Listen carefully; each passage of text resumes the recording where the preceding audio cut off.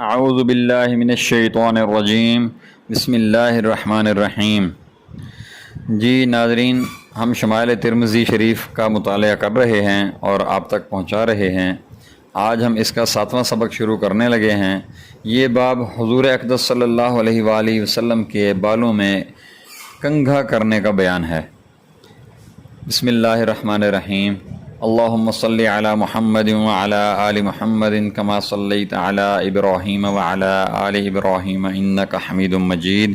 اللہم بارک علی محمد وعلی آل محمد کما بارکت علی ابراہیم وعلی آل ابراہیم انک حمید مجید۔ بالوں میں کنگھا کرنا مستحب ہے۔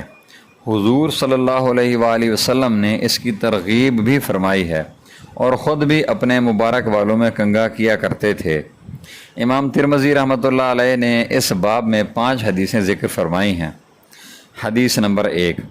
حدیث نمبر 1 کے ترجمہ کا مفہوم ہے، حضرت عائشہ صدیقہ رضی اللہ تعالی عنہ فرماتی ہیں کہ میں حضور اقدس صلی اللہ علیہ وآلہ وسلم کے بالوں میں کنگھا کیا کرتی تھی حالانکہ میں حائضہ ہوتی تھی۔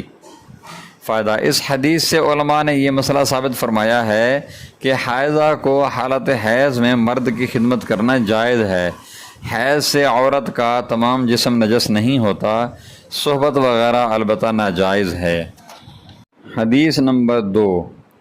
حدیث نمبر 2 کے ترجمہ کا مفہوم ہے، حضرت انس رضی اللہ تعالی عنہ فرماتے ہیں کہ حضور اقدس صلی اللہ علیہ وآلہ وسلم اپنے سر مبارک پر اکثر تیل کا استعمال فرماتے تھے اور اپنی داڑھی مبارک میں اکثر کنگھی کیا کرتے تھے اور اپنے سر مبارک پر ایک کپڑا ڈال لیا کرتے تھے جو تیل کے کثرت استعمال سے ایسا ہوتا تھا جیسے تیلی کا کپڑا ہو۔ فائدہ: یعنی تیل میں چونکہ کپڑے خراب ہو جاتے ہیں جو حضور انور صلی اللہ علیہ وآلہ وسلم کی نظافت کے خلاف ہے، اس لیے اس کی حفاظت کے لیے حضور صلی اللہ علیہ وآلہ وسلم ایک کپڑا سر مبارک پر ڈال لیتے تھے تاکہ عمامہ وغیرہ خراب نہ ہو۔ حدیث نمبر 3۔ حدیث نمبر 3 کے ترجمہ کا مفہوم ہے، حضرت عائشہ صدیقہ رضی اللہ تعالی عنہ فرماتی ہیں کہ حضور اقدس صلی اللہ علیہ وآلہ وسلم اپنے وضو کرنے میں، کنگھی کرنے میں، جوتا پہننے میں، غرض ہر امر میں دائیں کو مقدم رکھتے تھے، یعنی پہلے دائیں جانب کنگھا کرتے پھر بائیں جانب۔ فائدہ: ان تین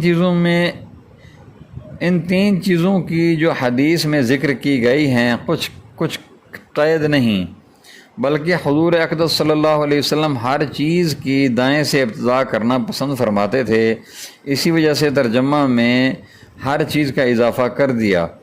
اور اس کا اصل قاعدہ یہ ہے کہ جس چیز کا وجود زینت اور شرافت ہے اس کے پہننے میں دایاں مقدم ہوتا ہے، جیسے کپڑا، جوتا، اور نکالنے میں بایاں مقدم، اور جس چیز کا وجود زینت نہیں اس کے کرنے میں بایاں مقدم کرنا چاہیے، جیسے پخانہ جانا کہ اس میں جاتے وقت بایاں پاؤں مقدم ہونا چاہیے اور نکلتے وقت دایاں، برخلاف مسجد کے کہ اس کا قیام شرافت اور بزرگی ہے، اس لیے مسجد میں داخل ہوتے وقت دایاں پاؤں اول داخل کرنا چاہیے اور نکلتے وقت بایاں پاؤں اول نکالنا چاہیے۔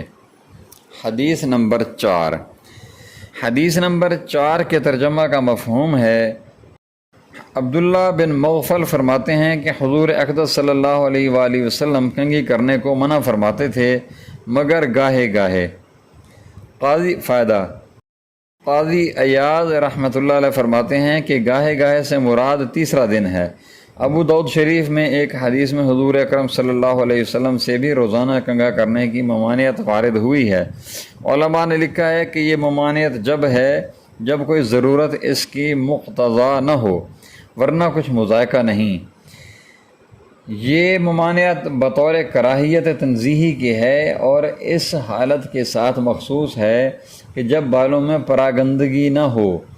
پراگندگی کی صورت میں روزانہ کنگھی کرنا مکروہ نہیں۔ حدیث نمبر 5۔ حدیث نمبر 5 کے ترجمہ کا مفہوم ہے، حمید بن عبد الرحمن رضی اللہ تعالیٰ عنہ ایک صحابی سے نقل کرتے ہیں ایک صحابی سے نقل کرتے ہیں کہ حضور صلی اللہ علیہ وآلہ وسلم گاہے گاہے کنگھی کیا کرتے تھے۔ وما علینا الا البلاغ المبین۔ تو ناظرین، ہمارا 7واں سبق یہاں پہ مکمل ہوتا ہے، اور انشاءاللہ کل ہم اپنا 8واں سبق شروع کریں گے، جو کہ حضور اقدس صلی اللہ علیہ وآلہ وسلم کے داڑھی مبارک میں اور سر مبارک میں سفید بال آ جانے کے ذکر کے حوالے سے ہے۔ جزاکم اللہ خیر و احسن الجزا۔